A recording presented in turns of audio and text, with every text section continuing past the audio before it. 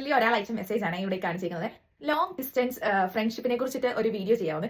അപ്പൊ ഞാൻ ഓർത്ത് ഓക്കെ, ലോങ് ഡിസ്റ്റൻസ് ഫ്രണ്ട്ഷിപ്പിനെക്കാട്ടിൽ എനിക്ക് ഒന്നും കൂടി ഇഷ്ടം ലോങ് ഡിസ്റ്റൻസ് ഫ്രണ്ട്ഷിപ്പിൽ ലോ മെയിൻ്റെനൻസ് ആയിട്ടുള്ള ഫ്രണ്ട്ഷിപ്പിനെ കുറിച്ച് പറയാനാണ്.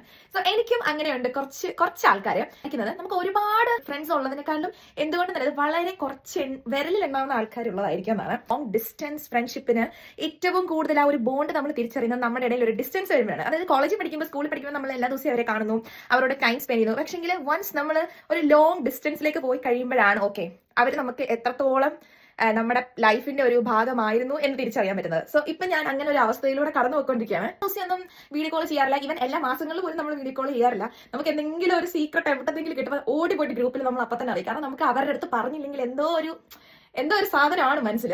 ആ ഒരൊറ്റ കോളില് പഴയ പോലെ തന്നെ, അതായത് പഴയ ഒരുമിച്ച് കോളേജ് പഠിച്ച ഒരു ഫീല്, അല്ലെങ്കിൽ ഒരുമിച്ച് ഹോസ്റ്റലിൽ കഴിഞ്ഞ ഫീല്, സ്കൂളിൽ പഠിച്ച് ആ ഒരു ഫീല്, ആ ഒരു ബോണ്ട്, ആ ഒരു മൊമെന്റില് ആ പഴയ മെമ്മറീസ് അല്ലെങ്കിൽ ആ പഴയതായിട്ട് ഇരിക്കാൻ കഴിയുന്നുണ്ടെങ്കിൽ അത് ഏറ്റവും ബ്ലെസ്ഡ് ആയിട്ടുള്ള ഫ്രണ്ട്ഷിപ്പ് ആണെന്ന് ഞാൻ പറയത്തുള്ളൂ കേട്ടോ. സോ എനിക്ക് അങ്ങനെ കുറച്ച് കൈൻഡ് ഓഫ് ഫ്രണ്ട്സ് ഉണ്ട്.